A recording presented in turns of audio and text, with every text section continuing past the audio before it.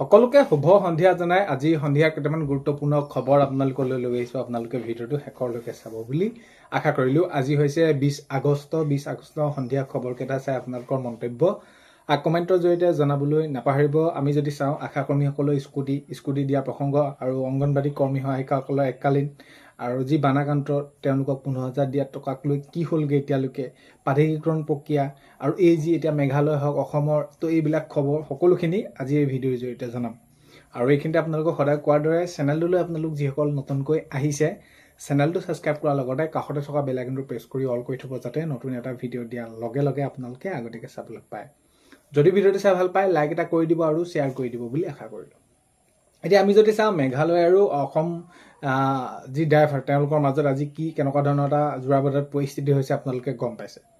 তো সকলোৰে এতিয়া কি থাকে, যি এটা অধিকাৰ থাকে গণতান্ত্ৰিকভাৱে তেওঁলোকে প্ৰতিবাদ কৰিবৰ বাবে। মেঘালয়ত যিটো তেওঁলোকে প্ৰতিবাদ কৰি আছিলে, তাত কোনো ধৰণৰ আমাৰ ক'বলগীয়া নাই। তাতে আমাৰ কোনো ধৰণৰ ক'বলগীয়া নাই। তেওঁলোকৰ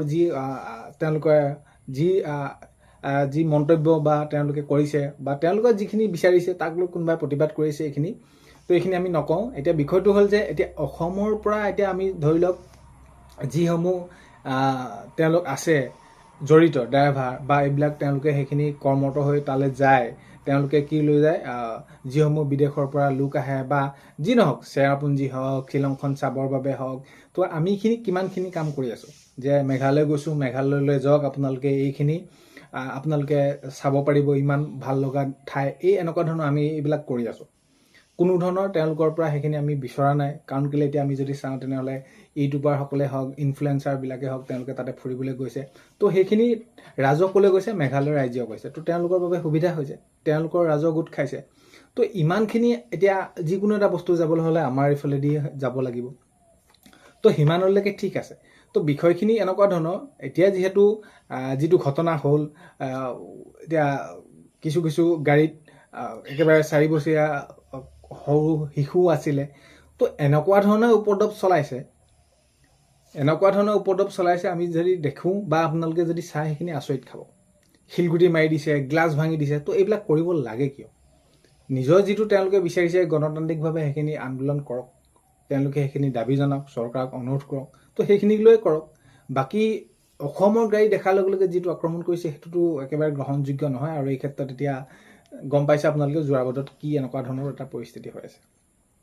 এতিয়া আমি যদি চাওঁ, লুৰিণজ্যোতি গগৈ ডাঙৰীয়াই এইটো মন্তব্য কৰিছে, আমি এই ঘটনাত গৰিহণা দিছোঁ। লুৰিণজ্যোতি গগৈ ডাঙৰীয়াই গৰিহণা দিছে। আৰু এতিয়া শৃংখল চলিহা ডাঙৰীয়াই এইটো মন্তব্য কৰি কৈছে যে জোৰাবদ্ধ প্ৰতিবাদস্থলীত উপস্থিত শৃংখল চলিহা আৰু ৰাজপথত বহি পথ অৱৰোধ কৰিছে।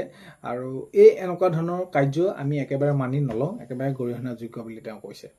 আৰু এইফালৰ পৰা আমি কংগ্ৰেছৰ ফালৰ পৰা যদি চাওঁ, মীৰা বৰঠাকুৰ ডাঙৰীয়াই বাইদেৱে এনেদৰে মন্তব্য কৰিছে। মীৰা বৰঠাকুৰ ডাঙৰীয়াই কৈছে যে এতিয়া মাননীয় মুখ্যমন্ত্ৰী মহোদয় হিমন্ত বিশ্ব শৰ্মা ডাঙৰীয়া নিজকে বহুত বেছি শক্তিশালী এইদৰে মন্তব্য কৰি থকা দেখা যায়। এতিয়া কথাটো হ'ল কি, শক্তিশালী মুখ্যমন্ত্ৰী থাকোঁতেই আমাৰ ল'ৰাই সদায় মাৰ খাই থাকিব লগা হৈছে। সেয়া লাগে অৰুণাচলৰ পৰাই হওক, সেয়া লাগে নাগালেণ্ডৰ ফালৰ পৰাই হওক, সেয়া লাগে মেঘালয়ৰ ফালৰ পৰা হওক। তো কিয়, এইটো প্ৰশ্ন কৰা দেখা গৈছে। এতিয়া মুখ্যমন্ত্ৰীয়ে প্ৰধানমন্ত্ৰীক লগ ধৰিলে, আপোনালোকে গম পাইছে। আজি মুখ্যমন্ত্ৰী মহোদয়ে প্ৰধানমন্ত্ৰী ডাঙৰীয়াক লগ ধৰিলে। প্ৰায় 45 মিনিট এইখিনি তেওঁলোকৰ মাজত কথোপকথন হৈছে। বিশেষকৈ এই যি বানপানী, শিৱসাগৰ, চৰাইদেউ, যোৰহাট, গোলাঘাট, তো এইবিলাক অঞ্চলত যিটো বানপানী হ'ল, তো এই বানপানী ক্ষতিগ্ৰস্ত লোকসকলক তো কিদৰে সহায় কৰিব পাৰি, তো এই বিষয়খিনিক লৈ আজি তেওঁ সেইখিনি প্ৰধানমন্ত্ৰী ডাঙৰীয়াৰ লগত কথোপকথন কৰা দেখা গৈছে।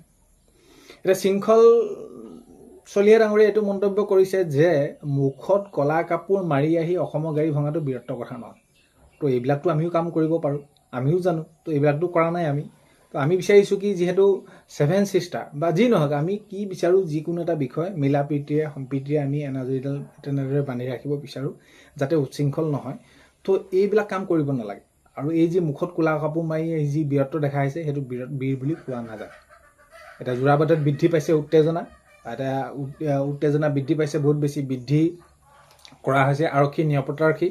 আৰু যিটো জোৰাবাটৰ ঘটনা, এতিয়া ক্ৰমান্বয়ে এই যি বিষয়টো তেওঁলোকে সেইখিনি কি কৰিছে যে উত্তেজিত হৈ পৰিছে। তো এনেকুৱা ধৰণৰ জোৰাবাটৰ এই বিষয়টো এতিয়া কি কেনেদৰে আগন্তুক সময়ত এতিয়া গম পোৱা যাব। যোৰহাটৰ অন্বেষা শইকীয়াৰ মৃত্যুক লৈ অব্যাহত তদন্ত প্ৰক্ৰিয়া। তো অন্বেষা শইকীয়া কিদৰে মৃত্যু হ'ল, ড্ৰাগছ, এই কথাবিলাকক লৈ তদন্ত হৈ আছে। এতিয়া অখিল গগৈ ডাঙৰীয়াই মন্তব্য কৰিছে যে মানস কুঁৱাৰ আৰু ছাবিৰ আহমেদক আমি দলে তদন্ত কৰিম আৰু এই বিষয়টোৰ লগত যিহেতু জড়িত হৈ আছে বুলি সকলোখিনি তেনেদৰে তেওঁলোকৰ কল ৰেকৰ্ডিং ওলাইছে। তো এই বিষয়টো আমি তদাৰক কৰি সকলোখিনি আমি সময়ত কিদৰে কৰিব পাৰি আৰু এই তদন্ত যদি সঁচা হয় তেনেহ'লে আমি দলৰ পৰা আমি দলে যি কৰিব লাগে সকলোখিনি কৰিম। এতিয়া বৰ্তমান তেওঁলোকক কোনো ধৰণৰ দলত আমি ৰখা নাই, এইদৰে মন্তব্য কৰি থকা দেখা গৈছে। আৰু নেক্সটটো খবৰ যদি চাওঁ, অসমীয়া যুৱ মঞ্চই কৈছে যে অসমৰ জনগণে কিমান সহ্য কৰিব। তো এইবিলাক এই মেঘালয় হওক বা এই বিষয়খিনি এতিয়া কেনেকুৱা ধৰণৰ এটা পৰিস্থিতি হৈ গৈছে, তো আৰু এই বিষয়খিনি আমি বহুত বেছি সহ্য কৰি নাথাকোঁ, অসমীয়া যুৱ মঞ্চই জনাইছে। চচলত AJYCPৰ প্ৰতিবাদী কাৰ্যসূচী বানপানীৰ ৰাষ্ট্ৰীয় সমস্যা কৰিব লাগে, এই ক্ষেত্ৰত তেওঁলোকে প্ৰতিবাদ কৰা দেখা গৈছে। অংগনবাদী কৰ্মী সহায়িকাসকলে এককালীন দিব লাগে বুলি এইখিনি বিধানসভাৰ বাজেট অধিৱেশনতে সেইখিনি উত্থাপন হৈছিলে। আমি যদি চাওঁ এই বিষয়টো কোনো ধৰণৰ গুৰুত্ব সহকাৰে নল'লে আৰু এই এককালীনটো অতি সোনকালে দিয়াৰ ব্যৱস্থা গ্ৰহণ কৰিব লাগে বুলি তেওঁলোকে জনাইছে আৰু এইটো কৰিব লাগে। সোনকালে এইটো তেওঁলোকৰ প্ৰাপ্য। এই অংগনবাদী কৰ্মী সহায়িকাসকলক দিব লাগে। আশাকৰ্মীসকলক দুচকীয়া বাহন দিয়াৰ ক্ষেত্ৰত এতিয়া বহুতভাগে কৈ আছিলে বা এইখিনি কেতিয়ালৈ দিব। এতিয়া অতি সোনকালে এইখিনি কাৰ্যকৰী হ'ব, যিহেতু এইখিনি এতিয়া আমি যদি চাওঁ তেনেহ'লে এইসমূহ কেবিনেটৰ সিদ্ধান্ত গ্ৰহণ কৰিলে অতি সোনকালে এইখিনি দিব।